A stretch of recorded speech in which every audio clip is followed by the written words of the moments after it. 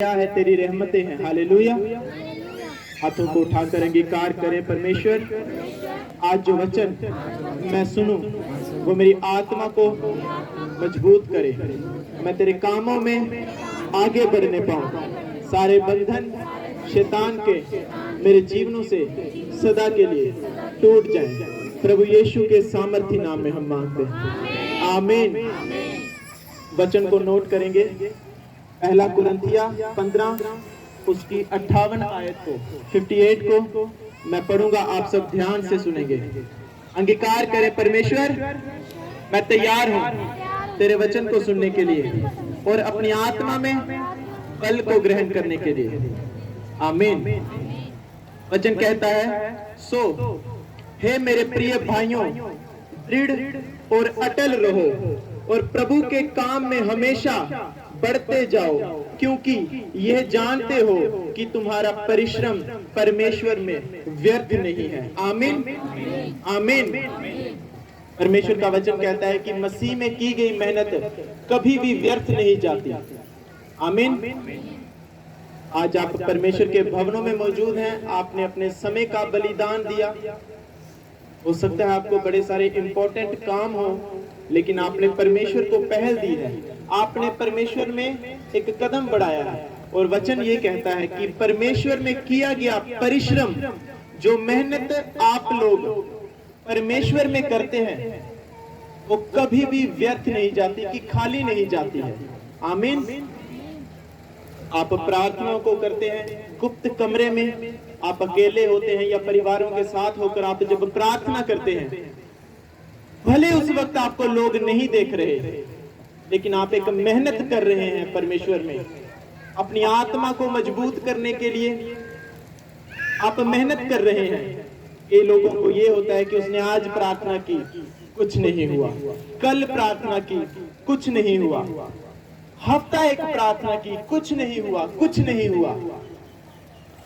जब भी आपको ये चीज आपके दिमाग में आने लगे कि मैं बड़ी प्रार्थना कर रहा हूं, बड़ी सेवा कर रहा हूं, बड़ी मेहनत कर रहा हूं, मैं बड़े बीजों को बो रहा हूं, कई बार आपको लगता है कि मैं बड़ी ऑफरिंग देता हूं, बड़े मैं अपने बीजों को बो रहा हूं, लेकिन मेरी ग्रोथ नहीं हो रही, मेरा फाइनेंस बढ़ नहीं रहा, मेरा कारोबार जो है वो बढ़ नहीं रहा, मेरे घर में, मेरे परिवार में तरक्की नहीं हो रही। याद रखें, अगर आप वफादार हैं, ईमानदार हैं परमेश्वर के साथ, तो वो कहता है जो कुछ तू मेरे राज्य में बो देगा, प्रार्थनाओं को बो, सेवा को बो, बीजों को बो, ऐसा कोई नहीं जो उसे 30, 60, 100 गुना करके वापस ना पाएगा। आमीन। जैसे जैसे आप परमेश्वर में बढ़ते हैं, परमेश्वर आपकी परीक्षा करता है। परीक्षा होना लाजमी है। हो सकता है आपने शुरू में बड़ी प्रार्थना की, लेकिन एक समय ऐसा आता है जब आपने शुरू में प्रयास की, आपको उत्तर भी मिलता रहा, साथ में मिलता रहा। परमेश्वर फिर परखता है आपको। कुछ समय आपके जीवन में वो ऐसा देता है जिसे साइलेंट समय कहते हैं, कि चुपचाप समय। आप तब भी जब प्रार्थनाएं कर रहे हैं, तब भी सेवा में जा रहे हैं, तब भी बीजों को बो रहे हैं, परमेश्वर परख रहा है कि अब मैं इसे जब कुछ नहीं दे रहा हूं, क्या ये अब भी मेरे से उतना ही वफादार है जितना पहले दिन था, जितना शुरू में था। और जब परमेश्वर ऐसी परीक्षा करता है, आप अटल रहते हैं, अपने दुखों में भी परमेश्वर को महिमा देते हैं कि कोई बात नहीं, जिस परमेश्वर से मैंने इतने सुख लिए, इतनी आशीषें ली, थोड़ा सा दुख भी चलेगा। जब आप ये विश्वास दिखाते हैं प्रार्थना में लोगों के सामने, जब आपको लोग आके बोल दे तू चर्च जा रहा है लेकिन अभी भी तेरे जीवन में दुख नहीं जा रही, ये दुष्ट आत्मा तुझे छोड़कर नहीं जा रहा, बीमारी से तू अभी आजाद नहीं हुआ, बाइबल कहती है कि जब ऐसी परीक्षाएं आती हैं और जो लोग, याद रखें, जो लोग उन हालातों में परमेश्वर को सदा महिमा देते हैं, परमेश्वर के नाम को ऊंचा करते हैं, बाइबल कहती है ये मेहनत कर रहे हो आप परमेश्वर में, उसके राज्य में, प्रार्थनाओं के द्वारा दुखों को सह रहे हो, लोगों के ताने मेनों को आप अपने ऊपर ले रहे हो, लेकिन परमेश्वर के नाम को जब आप निंदित नहीं होने देते, उसके नाम को कोई आंच नहीं आने देते, परमेश्वर का वचन कहता है वो ऐसे लोगों को जब परख कर अच्छा जानता है, खरा जानता है, बाइबल कहती है वो उन्हें 30 गुना, 60 गुना, 100 गुना फलों के साथ नवाजता है। आमीन। वो फल क्या हो सकते हैं? आपकी चंगाई हो सकती है, आपकी बरकत हो सकती है। आप देखो ऐसे ऐसे लोग, हमने महान परमेश्वर के दास देखे हैं, जब वो चर्चिस में जुड़े तो कहते हैं कि किराया तक नहीं होता था, आने का भी और जाने का भी। किराया मांग कर लाना या किसी के साथ लिफ्ट ले लेनी और पहुंच जाना चर्च। ये पहले जब घर से निकलना ये सोचना कि जैसे कैसे मैं चर्च में पहुंचूं, आने की सोची जाएगी, आने का किराया भी नहीं, जाने का किराया भी नहीं, चलो जैसे कैसे किसी से लिफ्ट लेकर या कैसे भी चर्च में जब पहुंच गए, फिर चर्च में सेवा की। जब ऑफरिंग का समय आया कि अपने दशमांश दो, अपने बीज डालो, बताते थे कि हमारे पास बीज डालने के लिए पैसे तक नहीं होते थे, और हम परमेश्वर के साथ ये वायदा करते थे, परमेश्वर आज मेरे पास बीज डालने के लिए पैसा नहीं है, आज मैं उस बीज का बदला ऐसे दूंगा, मैं ज्यादा सेवा करके जाऊंगा चर्च में। वफादार रहे, ईमानदार रहे, भूल गए कि मेरे पास खाने के लिए कुछ नहीं है, मतलब फाइनेंस उजड़ चुका है, रुकावटें इतनी हैं, लेकिन परमेश्वर को जान चुके थे कि यही एकमात्र परमेश्वर है जो मुझे बचा सकता है, छुड़ा सकता है। यही वो परमेश्वर है अब जिसके हाथों में मैं जिसमें पड़ा हूं, वही मुझे छुड़ाएगा, वही बचाएगा। क्योंकि परमेश्वर, जब आप जान जाते हैं कि परमेश्वर प्रभु यीशु मसीह एकमात्र जिंदा खुदा है, तो प्रार्थना को सुनता, उत्तर देता है। जब आपका विश्वास इतना स्ट्रांग हो जाता है, आज नहीं कल, कल नहीं परसों, आपका विश्वास बढ़ता जाता है, परमेश्वर परख करता है आपकी। फिर जब परख में वो आपको जब देखता है कि आप पास हो चुके हैं, ऐसे ऐसे रास्ते खोलता है, ऐसे ऐसे लोगों के साथ आपको मिलाता है, ऐसी बरकतें आपको देता है, आप हैरान होते हैं।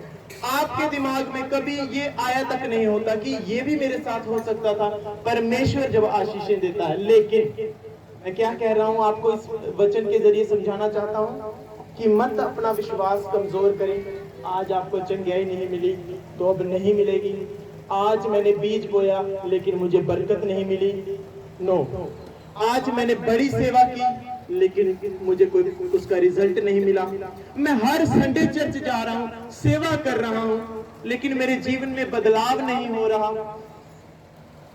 जब आपके जीवनों में ऐसे सवाल उठते हैं, याद रखो परमेश्वर परीक्षा ले रहा है, वो परख रहा है कि अब मैं इसे कुछ ना देकर देखता हूं, क्या ये तब भी मेरे भवनों में बना रहता है, मेरे विश्वास में बना रहता है, मेरी प्रार्थना मुझसे करता है, बीजों को बोता है।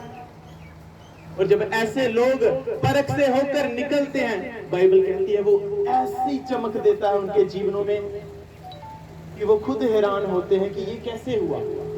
लेकिन वो भूल जाते हैं एक परिश्रम, एक मेहनत उन्होंने की परमेश्वर में, रोज प्रार्थना में गए, शरीर चाहे दुख रहा है, दर्द दे रहा है, शरीर इस काबिल नहीं प्रार्थना करने के लिए, लेकिन फिर भी प्रार्थना में गए, जेब में पैसे नहीं है लेकिन फिर भी बीज को बोया, शरीर बीमार है लेकिन फिर भी सेवा की। आप गुप्त में प्रार्थनाएं करते हैं, परमेश्वर आपको सरेआम उत्तर देता है उन चीजों का। आमीन। कभी भी अपने जीवन में ये ना रखें कि मैं बड़ी मेहनत कर रहा हूं, बड़े परिश्रम कर रहा हूं, लेकिन मुझे कुछ मिल क्यों नहीं रहा। ये वचन पहला कुरिन्थियों 15 उसकी 58 आयत को हमेशा याद रखना। जब ऐसे ऐसे हालात आपके जीवनों में आए, बाइबल कहती है मेरे प्रिय भाइयों, ढाढ़स बांधो, स्थिर रहो, अटल रहो, खड़े हो जाओ, क्योंकि तुम जानते हो मसीह में की गई मेहनत कभी भी व्यर्थ नहीं जाती। आमीन। कई बार होता है आप कंपनी में लगते हैं, आपने 10-12 दिन कंपनी में पूरा टाइम पे गए, लेकिन आपको जब निकाल दिया जा, आप निकल गए, आपको उन दिनों की तनख्वाह नहीं मिलती, मतलब आपकी मेहनत व्यर्थ हुई वहां पे। लेकिन परमेश्वर सच्चा है, उसने कहा धरती आकाश टल जाएंगे, मेरी बातें कभी ना टलेगी।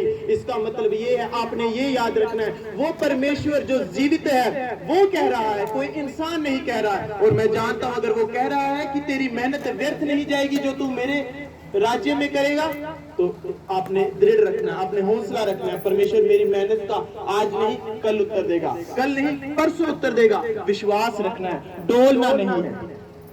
विरोध कई तरह से आपका सामना करेगा, आपको कमजोर कर देगा शारीरिक रूप से कि आप प्रार्थना में ना जाओ, चर्च में ना जाओ।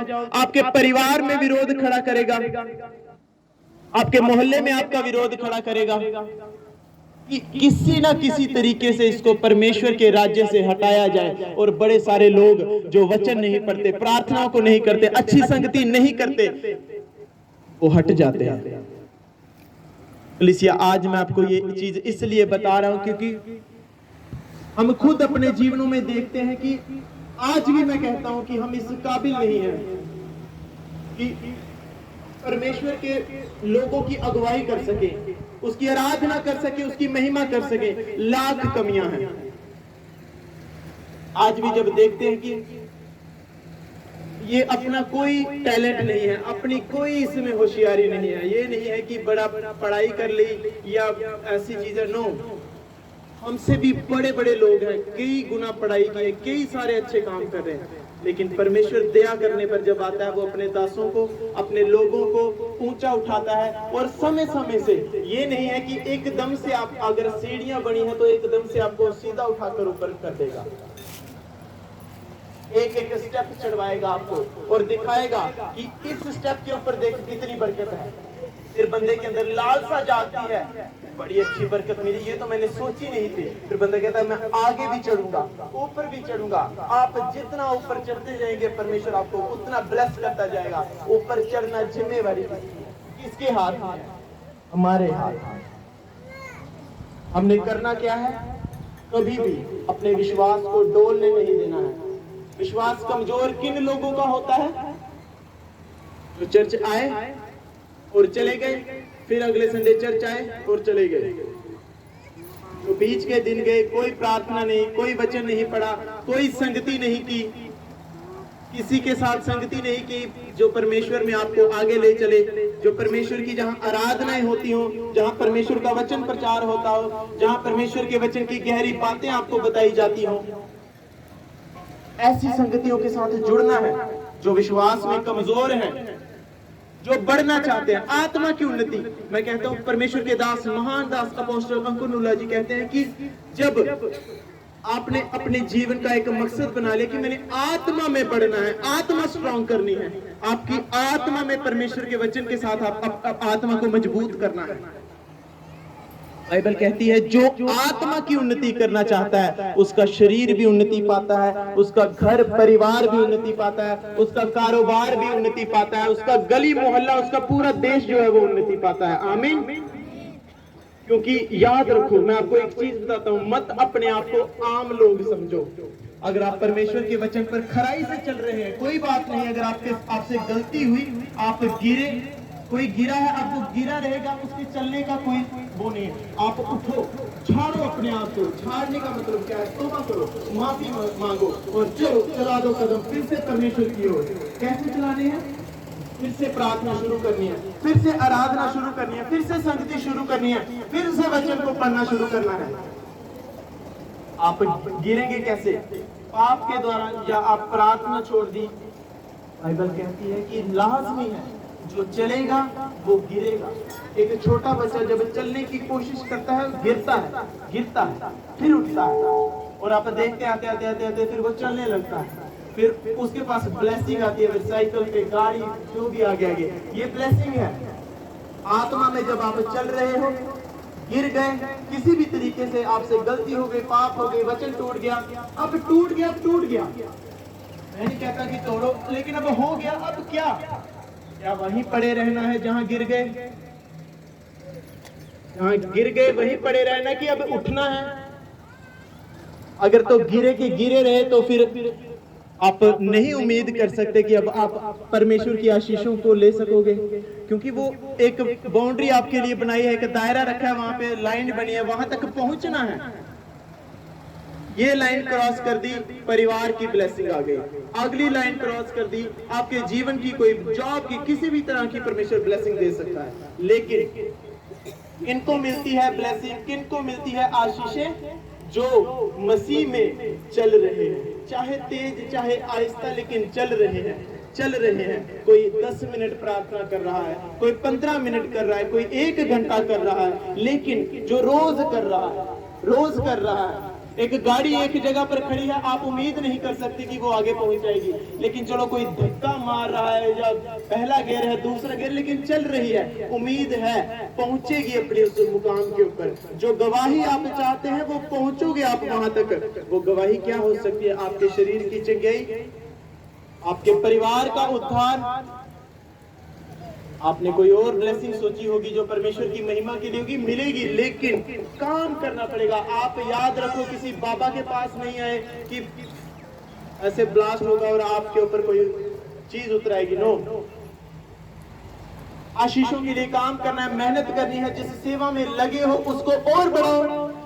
बाइबल कहती है कि मसीह में की गई मेहनत व्यर्थ नहीं जाती। जब भी आपको लगे कि यार बात नहीं बन रही, ये वचन याद रखना, जो मैं मेहनत कर रहा हूँ मसीह में कर रहा हूँ, किसी लोगों के लिए नहीं, और मेरी मेहनत व्यर्थ नहीं जाएगी। अंगीकार करना है, कोई बात नहीं, मुझे आशीष नहीं मिल रही, लेकिन मैं परमेश्वर के राज्य की महिमा कर रहा हूँ, उसमें सेवा कर रहा हूँ, वो मुझे देगा, क्योंकि उसका वचन कहता है तेरी मेहनत व्यर्थ नहीं जाएगी, बल्कि मुझे कुछ ना कुछ उसका इनाम मिलेगा। आज जो मैं चर्च में टाइप पर जा रहा हूँ, वहाँ सेवा कर रहा हूँ, वहाँ अपने बीजों को बो रहा हूँ, याद रखो आपकी मेहनत व्यर्थ नहीं जाएगी। हालेलुया।